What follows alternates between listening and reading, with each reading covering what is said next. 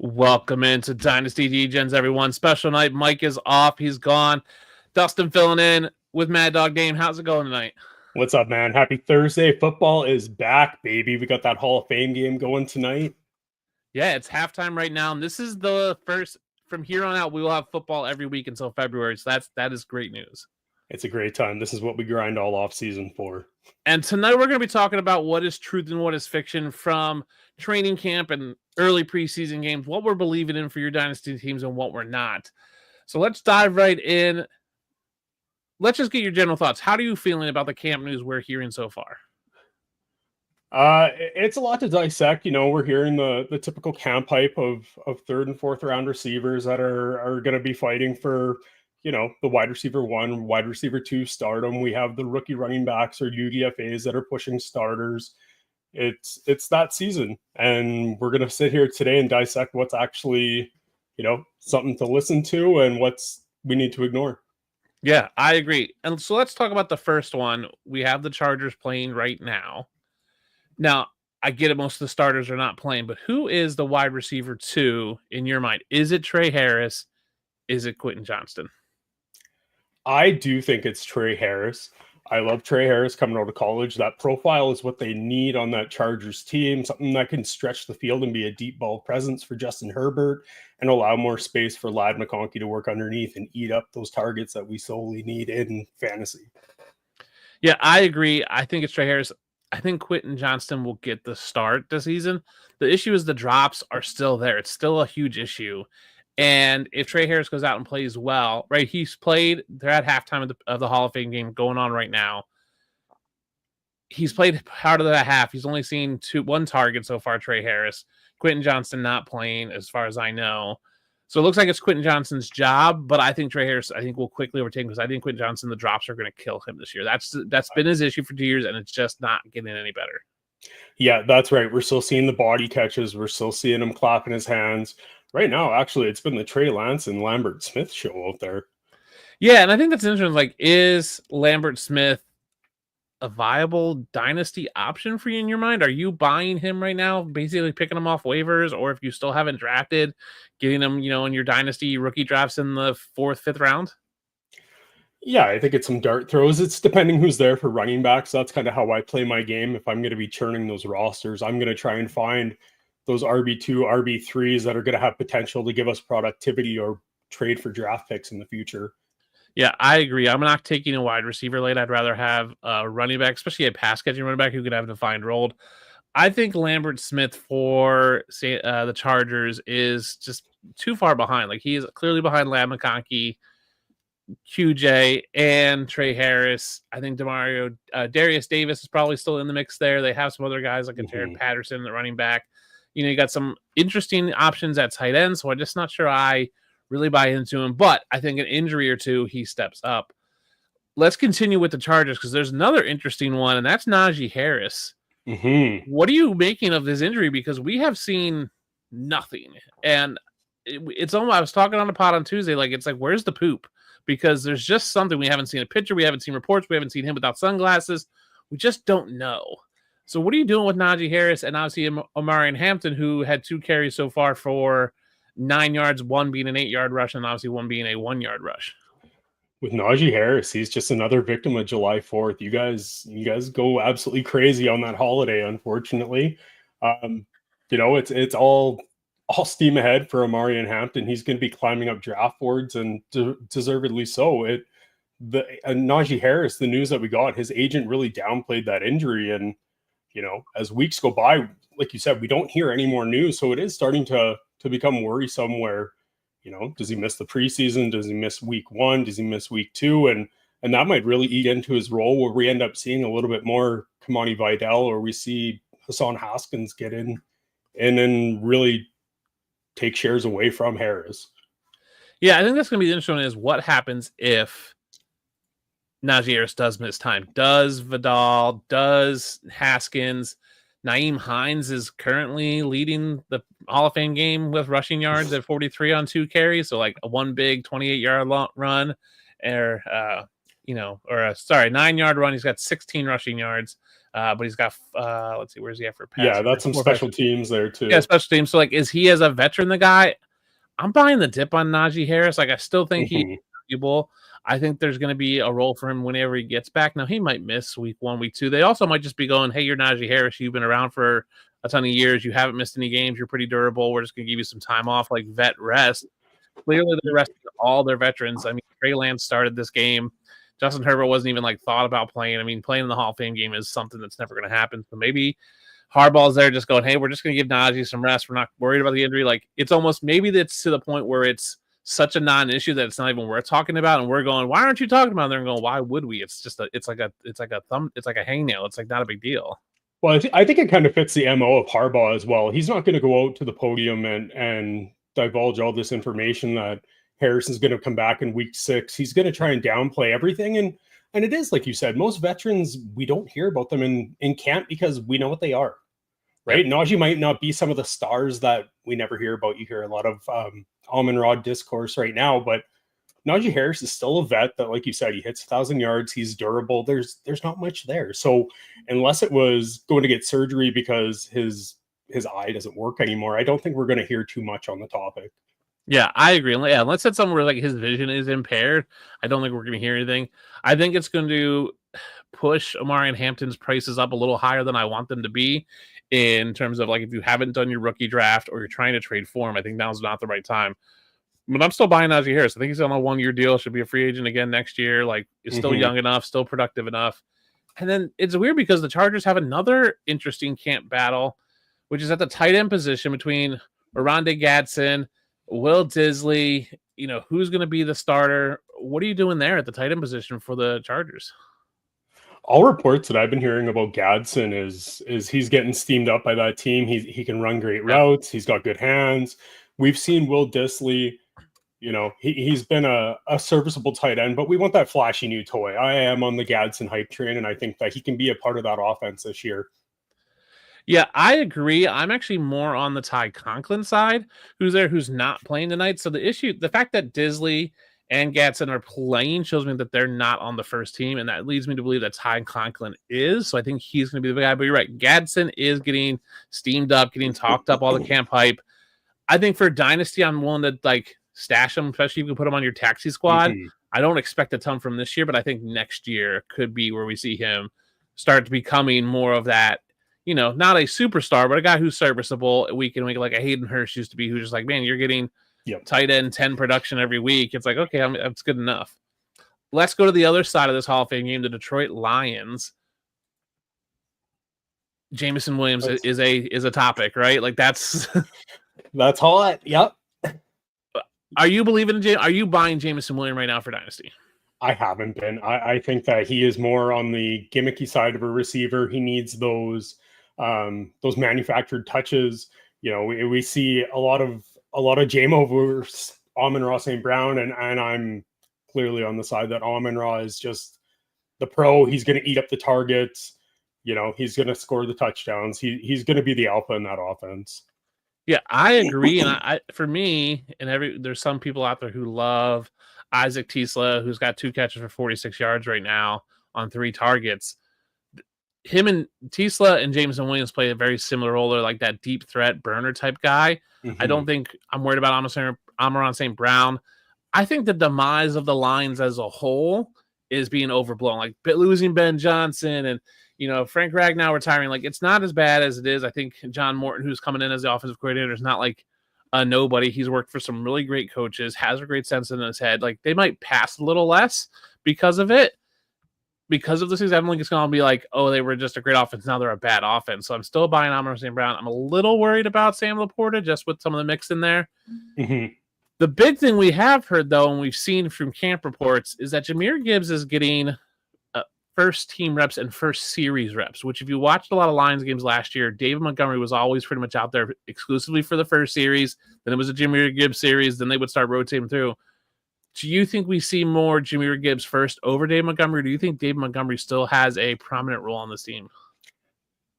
I think Jahmyr Gibbs takes that step to be an absolute elite back. I wrote a piece earlier this month that Morton wanted to use him more out wide, and Gibbs has been waiting for that. And, you know, he might might get as many receptions this year as he did his past 2 seasons. I'm really high on Gibbs. I think he can take that step to that bell cow role.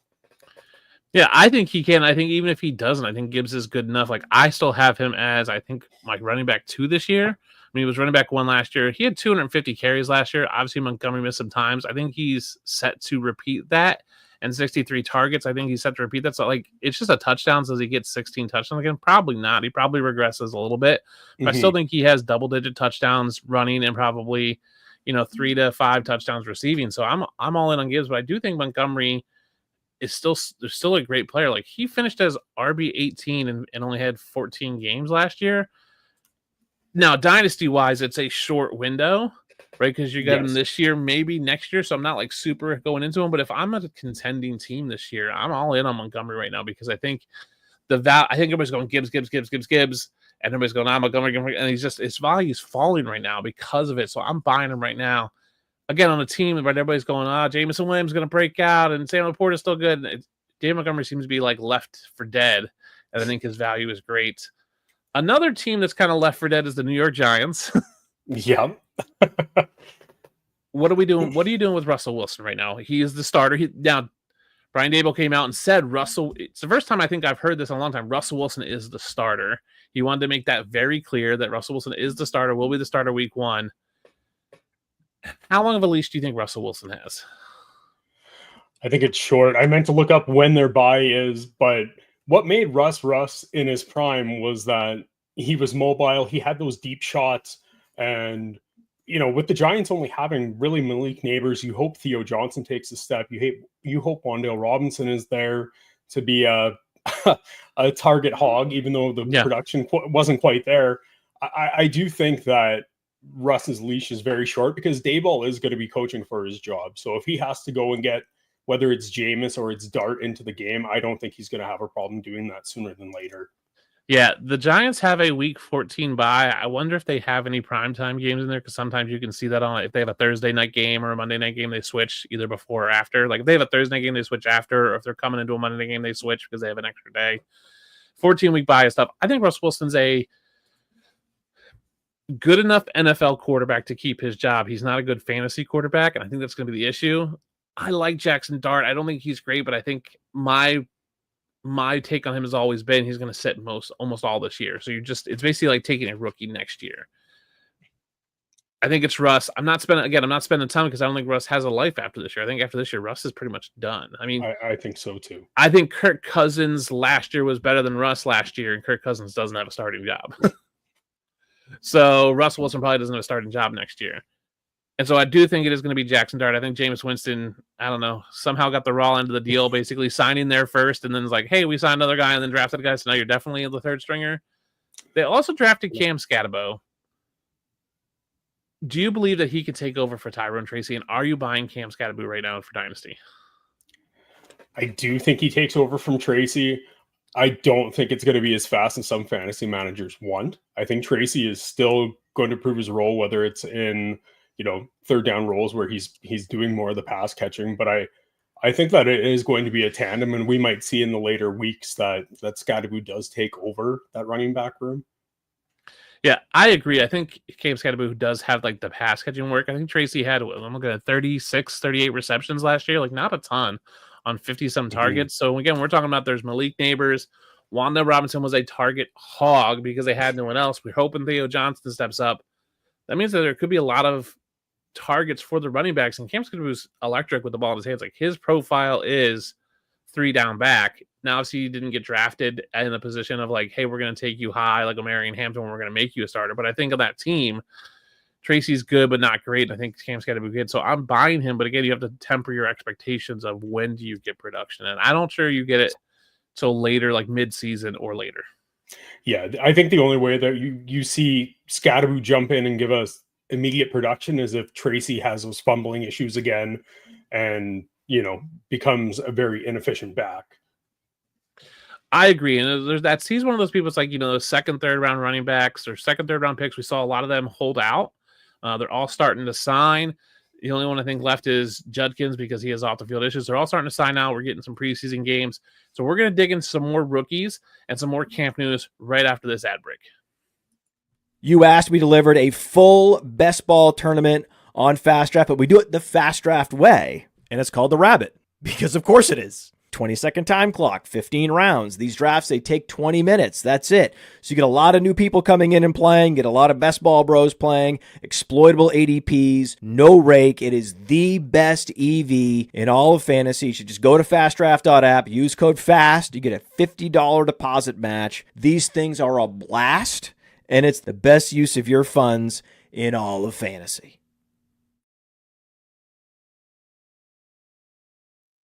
Yeah, go over to check out FastDraft. I believe you have a code DEGEN over there to get a match. Use your code DEGEN when you sign up for FastDraft. They're a lot of fun. They're quick. They're easy. You can get in some guys, best ball tournaments. It's one of the best products out there. So go sign up for FastDraft. Let's talk about some other young players and rookies. Patriots wide receiver Kyle Williams, currently the 4th wide receiver behind Stephon Diggs, behind Douglas, and behind Kayshon Boutte. Are you believing in Kyle Williams this year for the Patriots offense? It's hard to believe in Kyle Williams when you've seen the track record, but the Patriots have. But trends are meant to be broken, and I do think we see Kyle Williams become a serviceable wide receiver for those Patriots this year. Yeah, I don't think Kayshon Boutte is all that great. I think he's easily beatable, like in terms of roster spot. Stephon Diggs is dealing with an injury. They say he's coming back week 1, which seems shocking to me, and he's out there running routes. We've heard some very positive reports on Demario Douglas right now, so I think he's the lead guy playing the slot, but I think Kyle Williams can play on the outside. I'm a believer in Drake May, so I'm believing in Kyle Williams. I think he's like if you're doing your rookie draft, I think he's a 3rd rounder, maybe a 4th rounder. Like, he's pretty cheap, so you get him, stash him late. I'm okay with that. You know, there was quite a bit of hype around him, the same as you. He was a 3rd round pick, kind of that 3-4 turn area. I saw him go all the way up into that 2nd round, and it was great because I had a few late seconds. So if Kyle Williams is going, and I had Scadaboo, I had Burden, I had Tootin drop to me, like, great. Go ahead. I would rather have those 3 than Williams, but I do think that he is going to be a piece for the Patriots moving forward. Yeah, and I think part of it is you have to think of, like, what do you think of Drake May? If you believe that Drake May is going to take a step up and continue to his path of being a elite quarterback, you have to like the weapons there. And I'm willing to go out there and get a late guy in Kyle Williams tied to a young quarterback on an up-and-coming offense versus a questionable guy on maybe a downgraded offense. So maybe I'm not going to go out there and get someone like on Seattle, or go get one of the the Las Vegas guys, whether it's Jack Beck or Deontay Thornton. Like, I'm not going to take this as, or maybe on this declining offense, I'll take someone who's tied to a quarterback that I think is on the rise. That's right. It's a clean slate for all of them, so you don't know what's going to happen. Vrabel doesn't have allegiances to anybody. He just knows that he has Drake May, and he has to get him weapons, and they have to produce. Yeah, and I think Vrabel, I don't think he's coaching for his job, but I think if things go bad, I think they're not afraid to make that change. I think that's right. They've done enough. Like, they're trying to get back to where they were, and they're not afraid to, they'll let them go for 3 years, but it has to be, an 8 win season. They can't go 5-6 wins and be bad again. They have to show improvement to get there. I want to say what's up, Matt Hosel in the chat. So what's up, fellas? Thanks for dropping in. We're going to be talking some other young guys. A young guy, not a rookie, Marshawn Lloyd for the Green Bay Packers. Injured again. Yep. Is it just Josh Jacobs and that's it? Is that all we're doing right now for Green Bay running backs? Are you buying anybody else? There was Emmanuel Wilson. Last year, he did serve a role for them when Lloyd was out again, having to stay in the blue tent.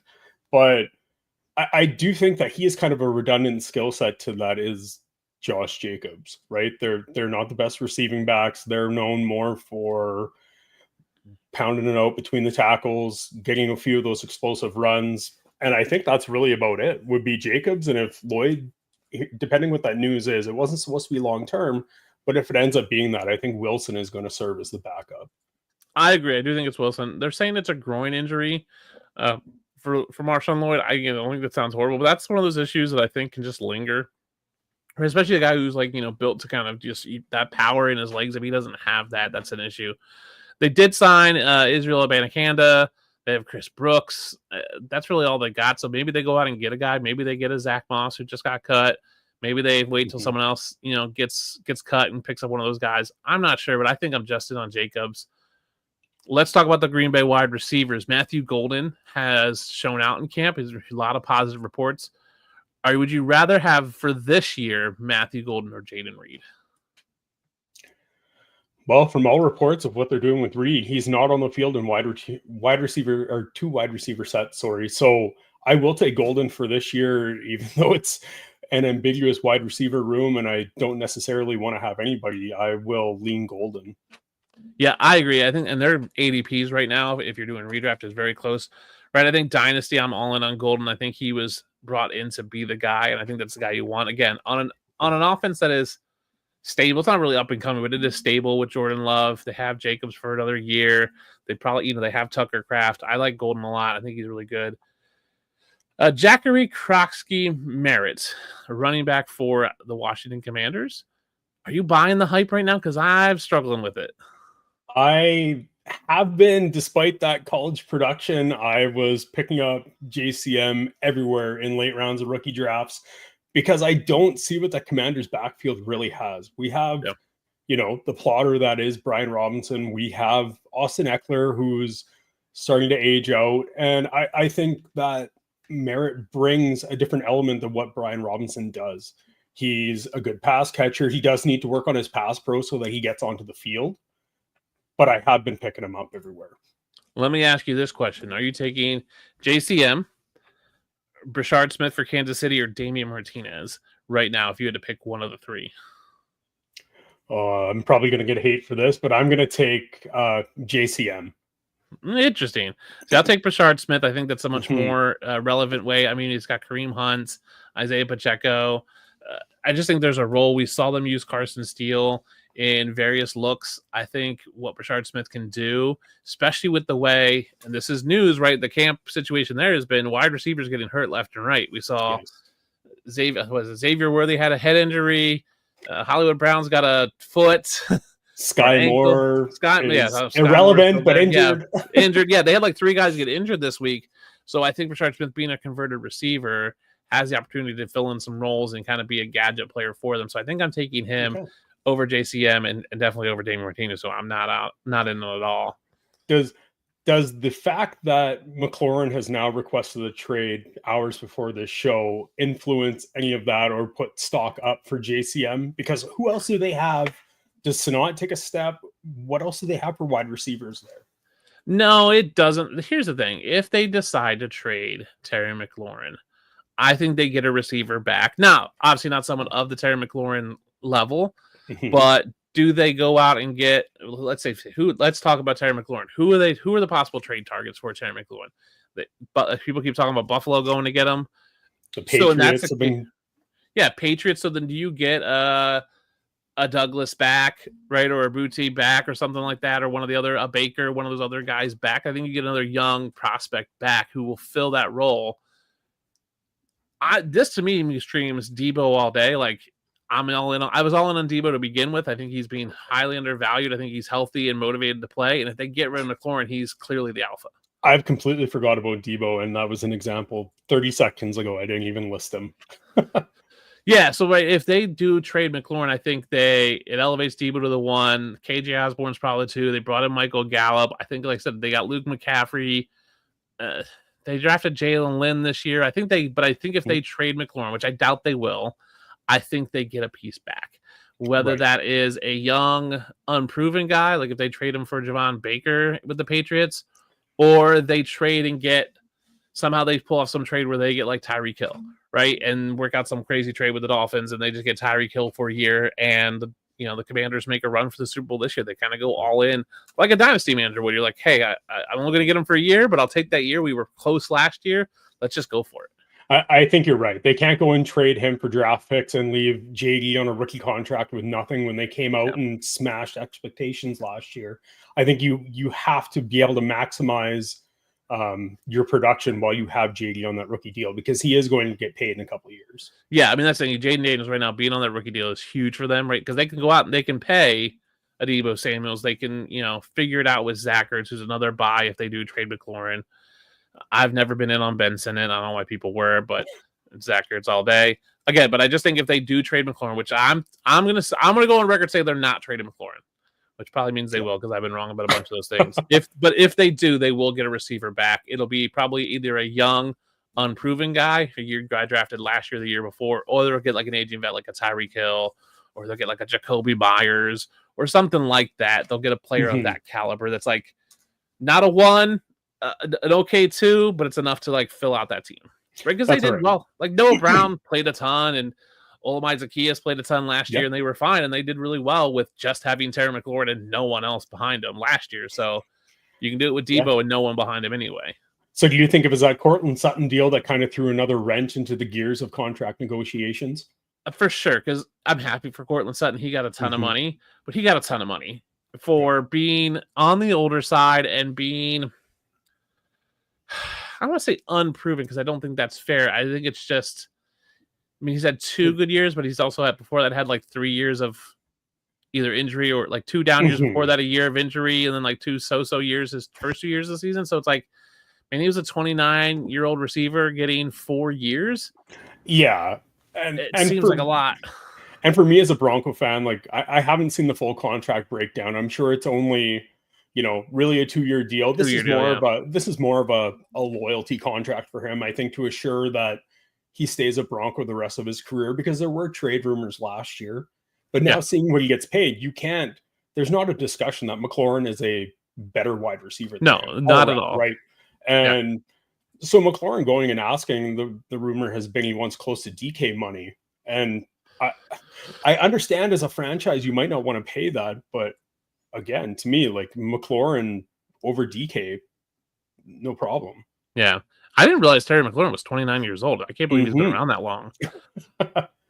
I thought I would have sworn he was like 26, 27. So, right, he's the same age as Courtland Sutton, 1 less year, but has put up, you can argue less numbers, but last year was better. Like last year was really good for Terry McLaurin. The year before was not so great. Year before that was, you're talking 7 touchdowns, 4 touchdowns, 5, 5, 4, 13 compared to Sutton, who was 4, 6, 0 because he only played 1 game, 2, 10, and 8. So yeah, he should get Courtland Sutton money. And do the Commanders want to pay him Courtland Sutton money? The problem is if you don't, you trade him, you have to get a decent receiver to help you this year, and then probably a pick. And I'm not sure a team's going to go out there and do it. Right? Are the Bills going to trade? Now I'm a Bills fan. Are the Bills going to trade Khalil Shakir and a first round pick for Terry McLaurin? Probably not. No. Right? Are the Patriots going to trade, Demario Douglas, like Pop Douglas, and the first round pick or a second round pick for Terry McLaurin? Probably not. I think it'd have to be a contender. Does San Fran go out there and trade a Jawan Jennings and a first round pick for Terry McLaurin? Seems like a wonky deal to do when you have Ayuk and Jawan Jennings.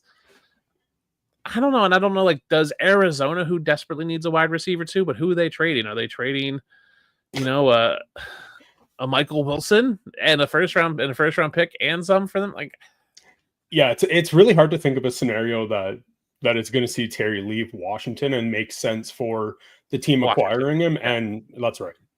Yeah, it's gotta make sense. It's gotta make sense for Washington. And they smashed expectations and were, I think, have to be considered Super Bowl contenders in the NFC. I mean, they're not going to win the division with the Eagles, but they're going to be that wild card team that you don't want to host. That's right. It's just going to be that scary team. So that's going to be a thing. So it's worth monitoring. If they do trade Terry McLaurin, no matter who they replace him with, are you buying Deebo? Are you buying Zach Ertz? What are you doing? Yeah, I think out of those two, I would be taking Deebo. I think there's going to be more manufactured touches there. There's more explosive plays, just a higher all-around upside than there would be to Ertz. Yeah, I agree. And I think I'd be a little more in on Austin Eckler. I mean, he only played 12 games last year, but 41 receptions or 41 targets in those games. I think he could be more necessary. And we talked about Jacory, Croskey-Merritt. Like, he could be someone that just fills a role in there. But again, I think they're going to get someone in. Let's talk about tight ends because they have kind of been a big talking point. what tight ends, what rookie or young tight end are you most excited about right now? I really wanted to be excited about Terrence Ferguson with the Rams, but I haven't heard that much news about him. I have liked to see the news that Mason Taylor is looking good at Jets camp. Yeah. I'm not sure I'm in on Mason Taylor. I've been kind of out on him. Like his college production was non-existent. Yeah. Like I looked at his college production and what else, Jeremy Rucker and Stone Smart have done there, who are currently the other tight ends of the Jets. I'm like, man, none of them have ever done anything ever. So it's like they've never done anything in pros, college. Like, just seems like they're out, but someone has to be there besides Garrett Wilson and Breece Hall. So you'd hope it's them. I mean, I think I'm in on Alan Lazard this year, probably not for Dynasty. I think Dynasty wise, I'm willing to buy Taylor, but again, I'm not expecting much. So I think I'm not buying into the hype. I don't think I love any of the tight ends this year, to be honest with you. I would say another name that does stand out to me. I was high in my pre-draft process about him, and I got a lot of shares. Was Arroyo. Yeah. I mean, he's got a great opportunity. I mean, he's going to be kind of buried there. Yeah, that's right. He's got to go. They released Noah Fant.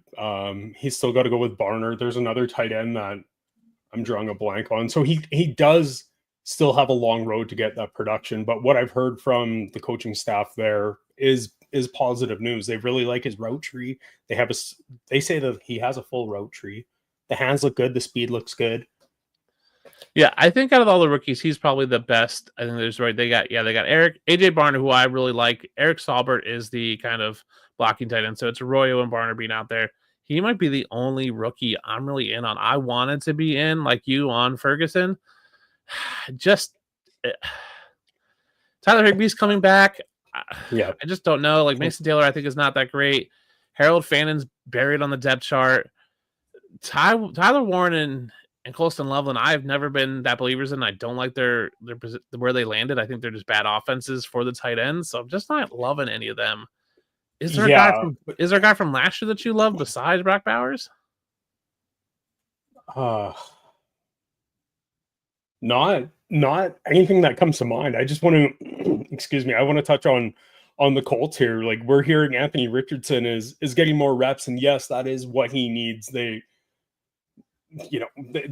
don't know what he is. Yeah. He's injured all the time. He's got to work on his mechanics, but if he's going to be getting the reps and they do the right thing of trying to see what they have in him, unfortunately, I think all the stock of those pass catching options have to go down. Agreed. I don't understand why Michael Pittman's so low this year. Like Josh Downs is getting drafted ahead of him, which I don't understand. Mm-hmm. I agree. I think that the Colts have to want Anthony Richardson to be their guy this year. I'm not sure Anthony Richardson is the guy this year. I think that's the biggest problem. Not sure he can stay healthy. I'm not sure he's all that good. I don't think he's that polished. I think he's got a lot of learning to do. The problem is, I think Anthony Richardson and Daniel Jones combined for enough wins that puts the Colts in a bad spot for the draft.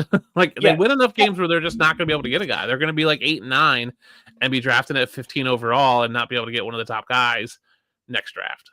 Yeah, unfortunately, they're going to be stuck in that mediocrity, right? Yeah, I mean that's exactly where I think they're going to. I talked to Colts fan the other day, and he was like, "Yeah, that's kind of where we're stuck. We're just kind of like a middling franchise. We're hoping Anthony Richardson saved us, but it doesn't look like he is. So now what do? You're just kind of stuck." And dynasty managers, I think, are in the same boat. What do you do if you're a dynasty manager holding Anthony Richardson because you drafted him high in the early first round last year or 2 years ago, and you can trade him now for peanuts? But if he hits, he's a top 10, top 5 guy in fantasy. So you're kind of just stuck holding him. That's right. And this isn't a comparison on the players, but I liken Anthony Richardson to my theory on Justin Fields. I don't think Justin Fields has security. So when you see a pop game from one of those quarterbacks, I'm trying to sell.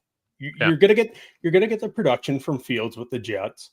But unfortunately, that floor is going to fall out on him. I don't know if he gets a contract next year, if he's just going to be a backup that floats around the league. So I think it's very similar to what I would do with Anthony Richardson. As soon as you see a big game, I'm going to try and sell and hope that somebody thinks that he is going to be that high draft pick that he was.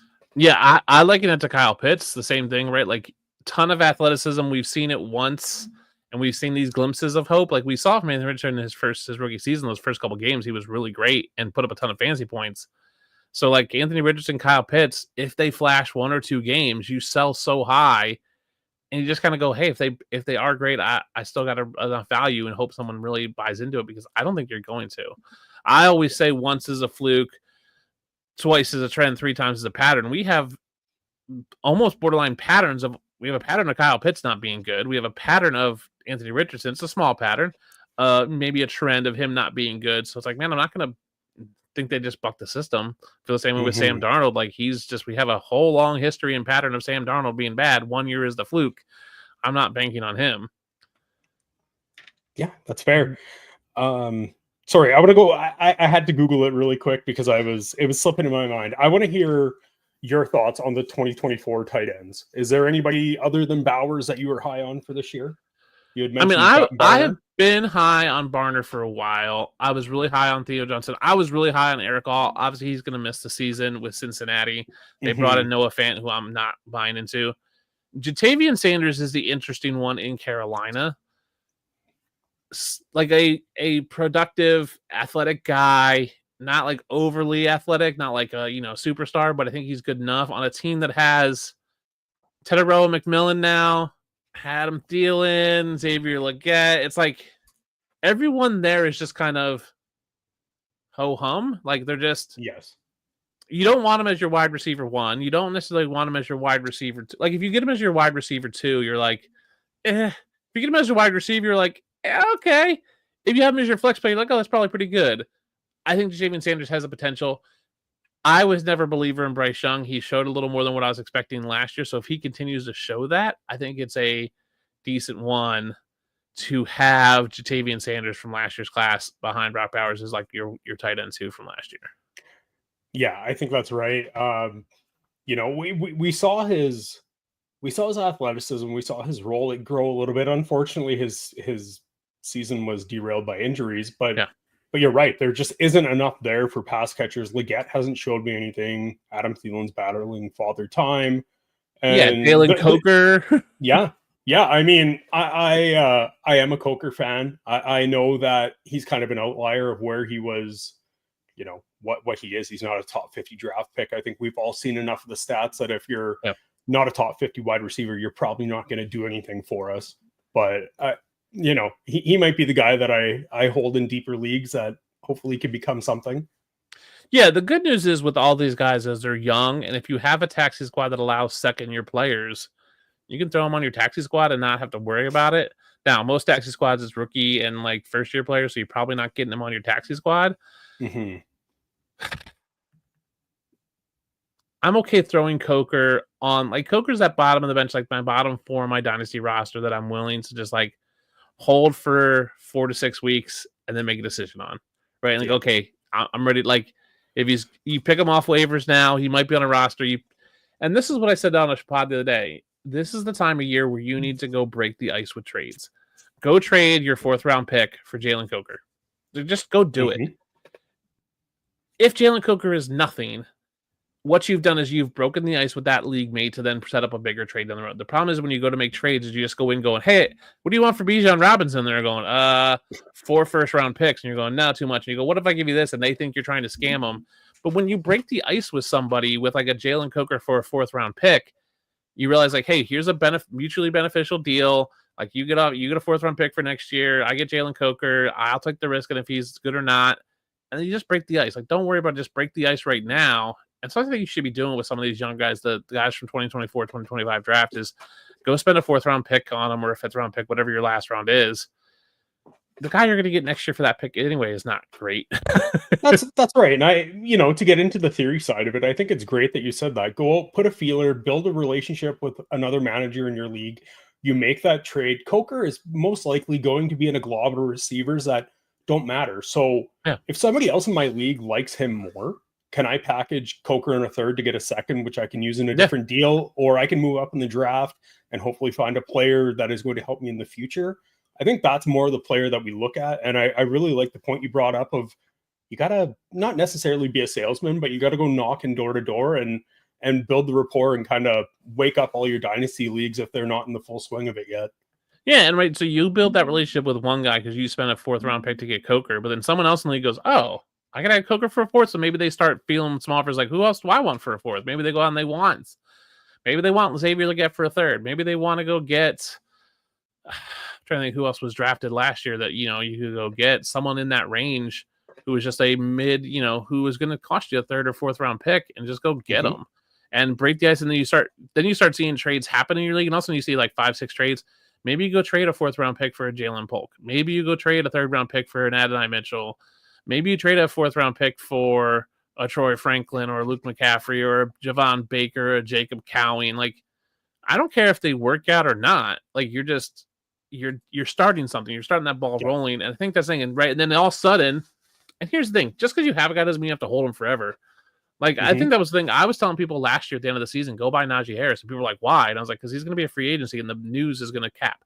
So maybe you go get a Jalen Coker and then the second week of free agency, he's all of a sudden popping off and you can trade him for a 3rd. So you just turned your 4th round pick into a 3rd round pick?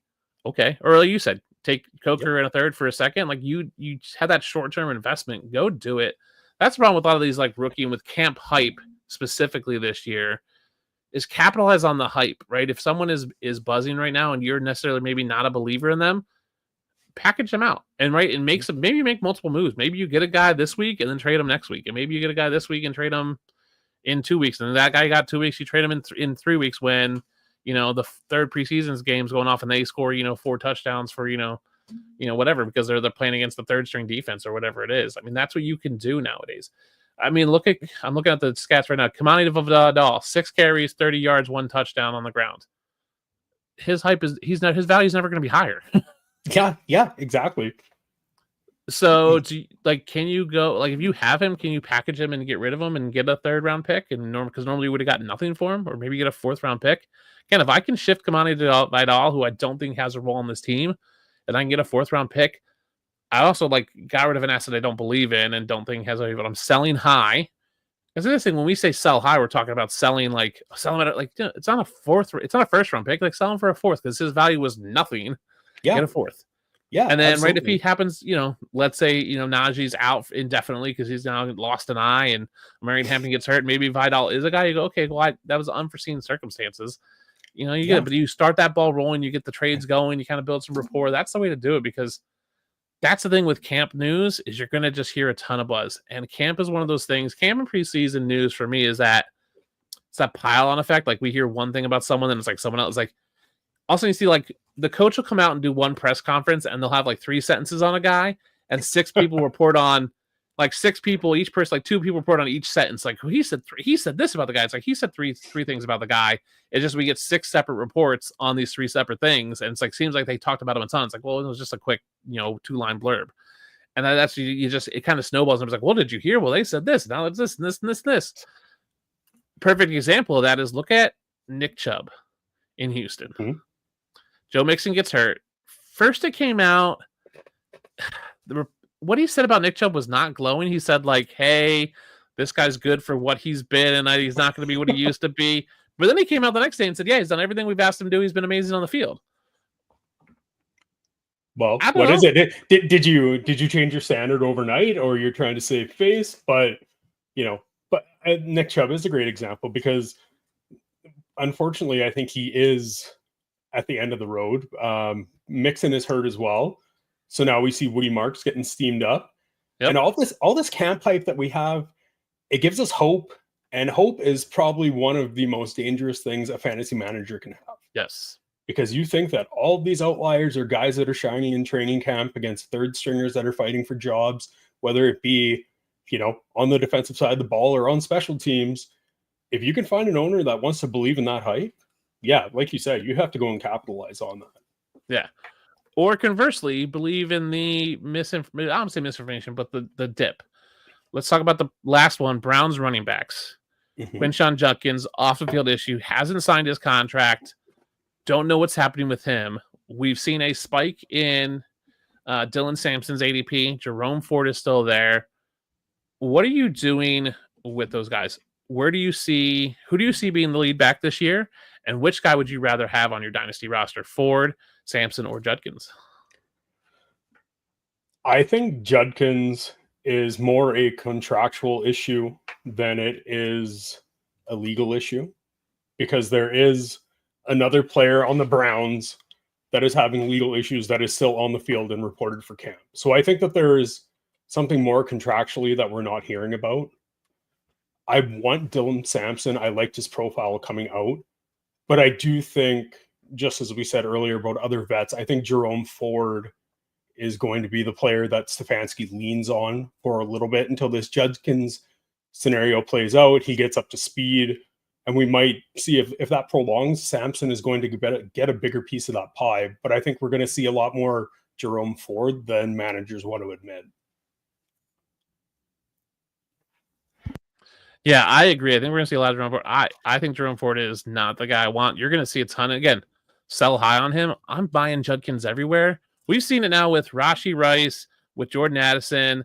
Now, this is a more severe offense because it's domestic violence. But we've seen these things push off further and further down the road, right? So he might not even miss any of 2025. And you can get him super cheap now. So you got to be on high alert what we see. I think the first game for them is going to be super interesting. Does Ford get some time? Do they roll the first team offense? Is it all Dylan Sampson? I don't even know who else is on that team. Like, who else is there behind those guys? It's just going to be a mess. Yeah, and absolutely. And they have Pierre Strong. I mean, does he have a role?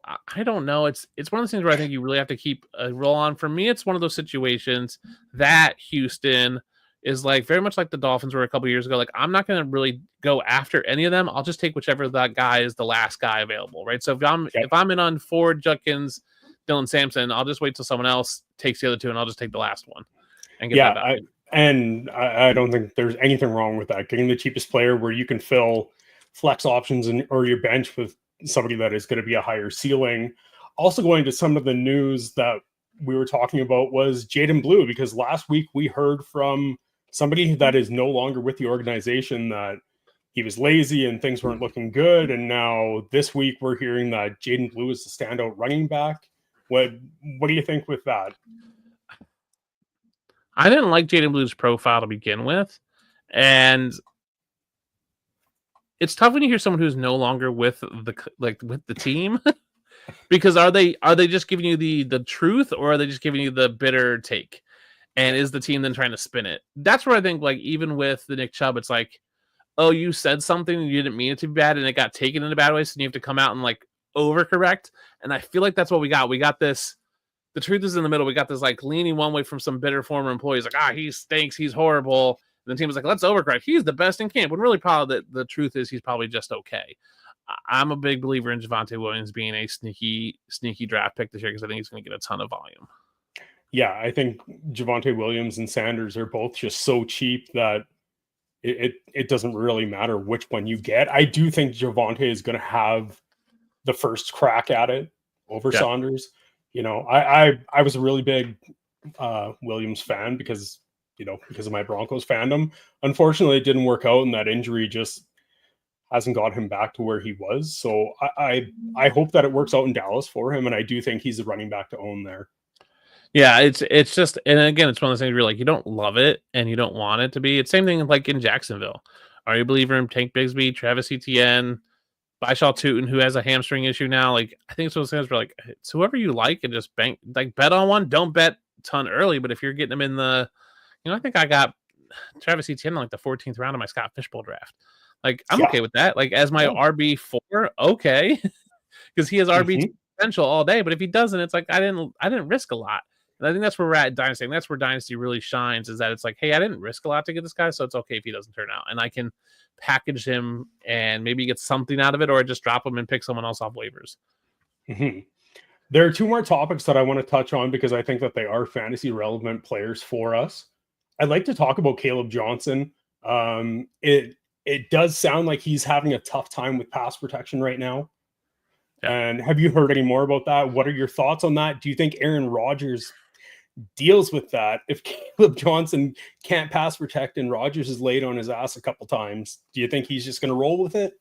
No, I think Aaron, so that's the issue thing with Rodgers is right because Mike Tomlin's not going to put up with the Aaron Rodgers crap.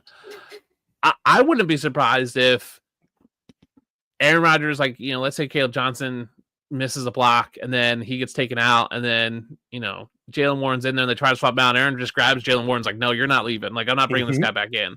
It's going to get real dysfunctional. It was interesting. They ran 0-4 personnel the other day in training camps. They had 4 tight ends out there on the field. One of them being in the backfield. It's just something they want to run. I think Caleb Johnson's going to be fine. I think they find creative ways of doing pass protection, whether they line up a tight end in the backfield or they, find some other way of doing that. I think that's what we're going to see. I'm okay with Caleb Johnson still this year. I think there's a ton of opportunity. We've seen them split the carries between Najee and Jaylen Warren. I think Caleb Johnson can easily fill in as the Jaylen Warren side of that 50-50. So like the 60-40, he's the 40 side, to Jaylen Warren 60. It'll be interesting to see. It's going to be interesting to see what Aaron Rodgers does with all of them, with the receivers. Like if he's throwing to Calvin Austin and he drops a couple balls, like is he going to want them to make a trade? Could do him and DK get along? Because DK is also a big personality as well. Yes. Like that's just DK's used to Russell Wilson kind of moon balls, and Aaron Rodgers throws some of those, but not a ton. And so just going to be who knows. Yeah, I wish they were on Hard Knocks, to be honest with you. Like I'm a Bills fan, I just wish it was the Steelers because that's just it's a nightmare. We had talked about that earlier in the season before Rodgers signed, and this is when they still had Pickens, and I thought it was going to be a full WWE match. You have DK screaming at Tomlin on the sideline, trying to rip somebody's helmet off. George Pickens is power bombing somebody on the sidelines. Yeah. I still think the dysfunction is there. It's going to be Tomlin argues with Rodgers, Rodgers argues with Arthur Smith. I just don't know what's going to happen with the Steeler team this year, and other than Caleb Johnson, I don't think anything looks too optimistic. No, I mean that's the thing. Like you're not in on either of the tight ends right now. It's like I wasn't on Freiermuth, but not anymore. Yeah, it's just a hot mess. We've seen Jonnu getting a few pitches. I saw on training camp today, and they were doing flashbacks to the Titans, and yeah, it's something over there in Pittsburgh. Yeah, so I mean, I think Jonnu Smith will have a better role because I think he'll be in on pass protection because I think he's really good at that. And same with Freiermuth. Like if they run out both of them out there and they're just pass blocking, like okay. I'm a Michigan fan, but I've been out on Roman Wilson. I think he's just a roster clogger. I think Calvin Austin's interesting, but a deep stash in dynasty leagues. I like DK, but again, if he gets frustrated with Rodgers this year, does he just like say screw it about? And it's gonna be a hot mess. Have they announced who's doing the in-season Hard Knocks yet? Not that I have heard. It might be out there, but that'd be some digging I have to get. One other team that I want to talk about that I can't believe we made almost an hour and we haven't brought them up, and that's the Bears. It took Luther Burden forever to get onto the field. Once he got onto the field, Ben Johnson ripped him off the field because he wasn't running routes properly. Ben Johnson being a former tight end coach, we have heard him speak glowingly of Loveland. Let's hear your thoughts on the Bears. I am not a believer in Colston Loveland.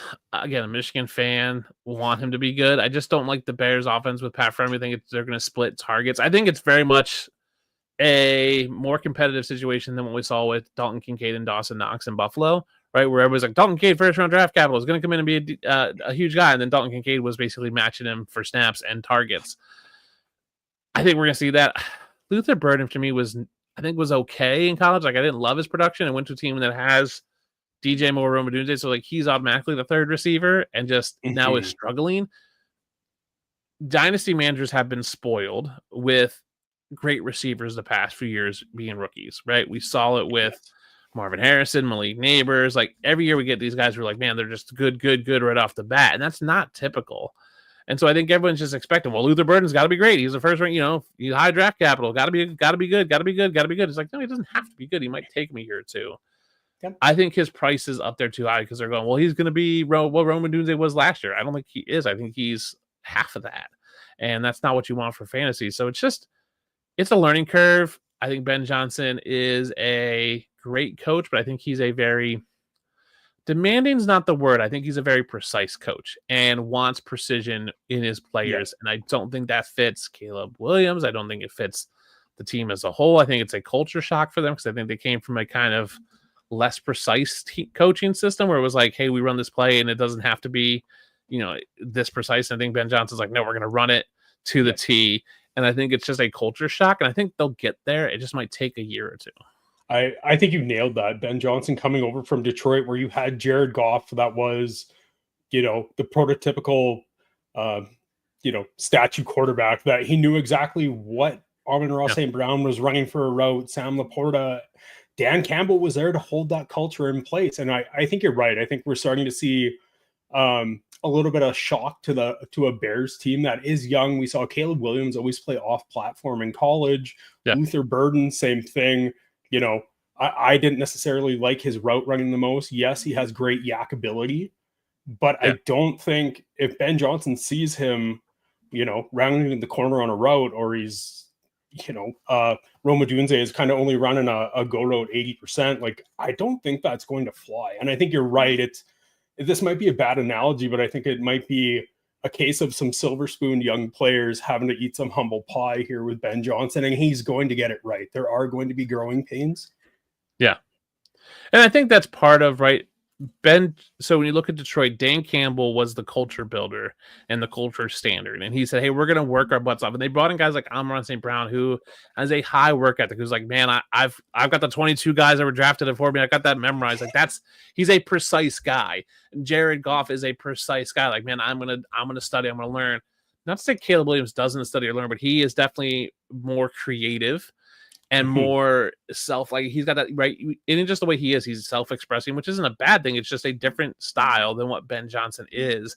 And so I think you're right. We're seeing that culture shift of like, hey, I want you to take 3 steps back, look at this guy who's not there. And then Caleb's going to go, okay, I'll improvise. And Ben Johnson's like, you can't improvise in my system. It's just not the way it works.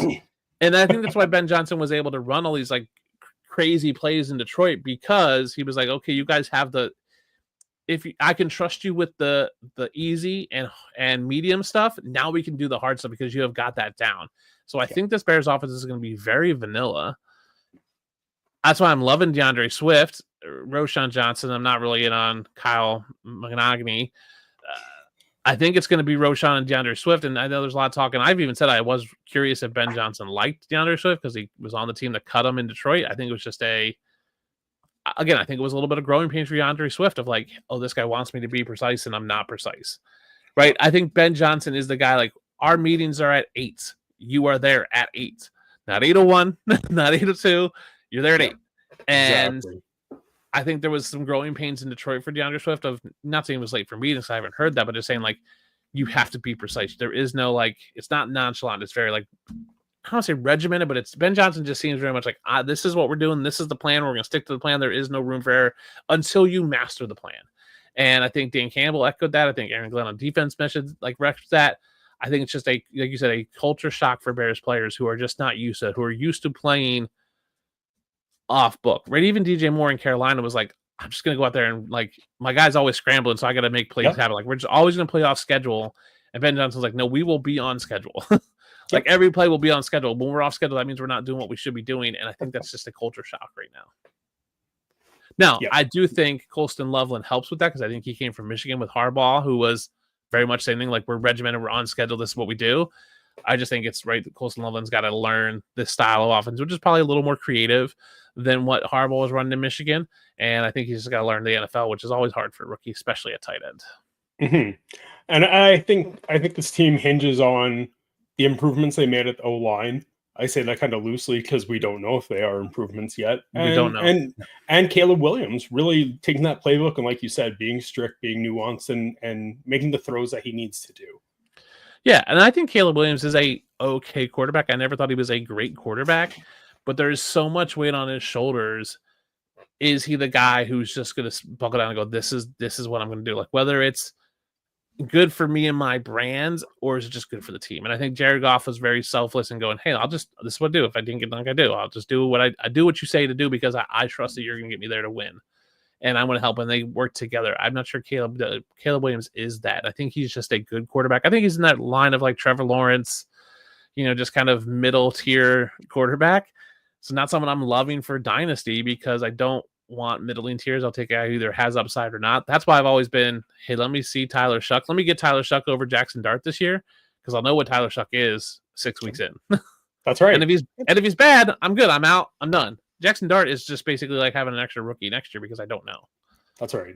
And you spend, I like the Trevor Lawrence example, because you either want to get an elite quarterback or you want to fade them completely and you'll fill in the parts and you'll get your wide receiver 1 or your running back 1, or you can reach on a McBride or a Bowers and get a true difference maker where Caleb Williams, you might end up spending all of that capital and he might produce less than Dak Prescott, Baker Mayfield, Bryce Young that are all lower. And that's the thing. I'd rather have Stafford and a top end wide, running back, a wide receiver from that draft class versus Caleb Williams and a replacement. The equivalent in the wide receiver for Stafford is like Roschon Johnson. So if that's what I'm saying. Like if you can get a replacement level quarterback, because I think Matthew Stafford is locked into that 12 to 15 range, and I think Caleb Williams, Trevor Lawrence are locked into that 12 to 17 range. I think probably in the lower end of that. I'm on the same way with CJ Stroud right now. I think he's locked into 12 to 15 range. And I don't see why Brock Purdy the same way. Like Brock Purdy is kind of in that 12 to 15 range. They might have one season where they pop off and get to 10. They're never going to be top 5 guys, but like, give me a Cam Ward, right? Let me get a Cam Ward. Let me get someone who's like, maybe he's good, maybe he's bad. And like, I'll pay a lot less for him. And if he's bad, I just know and I move on and regroup for next year. Yeah, that's right.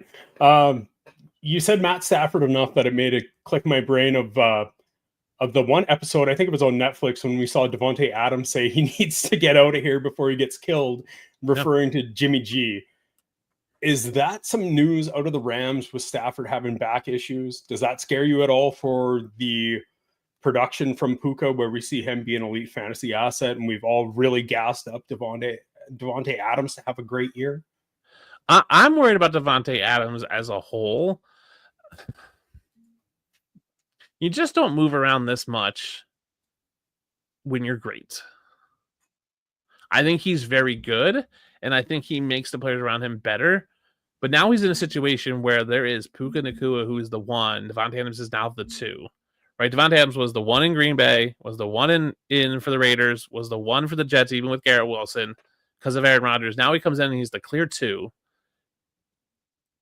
Is he unhappy 6 games in?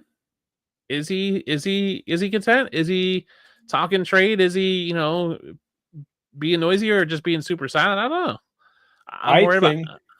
Go ahead. I'm worried. I think I'm worried if Stafford is unhealthy.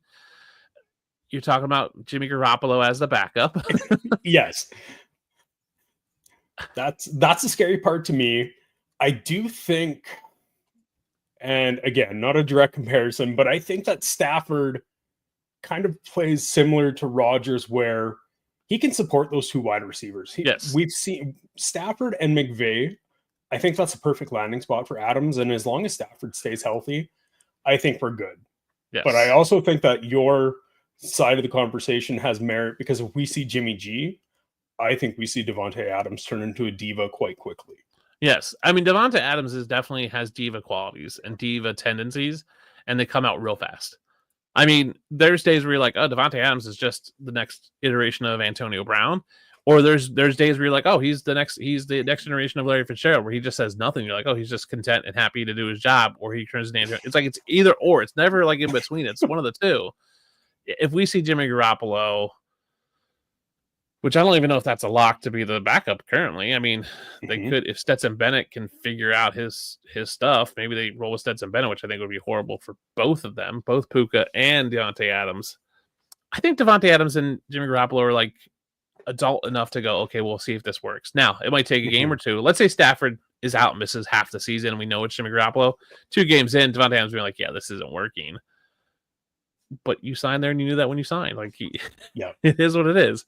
I believe Stafford's going to be healthy. I keep banking on players being healthy. I know it's a back issue, but he's always had issues. Like, Stafford can go, like, he doesn't need his back. He doesn't do anything. He just stands there and throws it. Like, he just, there you go.